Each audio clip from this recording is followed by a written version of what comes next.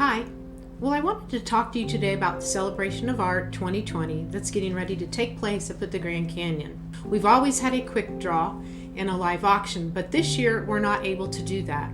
So instead, all of us artists have got together some really nice pieces, and they are now available at an online auction through the Grand Canyon Conservancy.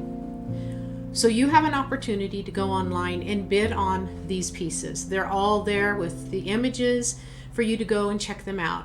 And I wanted to share with you today my piece, which is a 9x12 oil, and it is Canyon Showers. My piece is really depicting mostly that cloud, and you can see the canyon right down here in the lower portion of the canvas. And it was just a beautiful storm and inspiring, and so I brought this as my auction piece this year. And I also am including in it this it's a 5x7. The drawing is a 4x6, and it's framed 5x7 in this wooden frame under glass.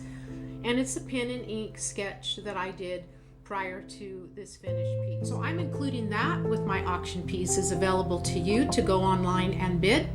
I will put the link down below this video. So thanks for watching. Appreciate everything that you do to support all of us artists in the Grand Canyon Conservancy.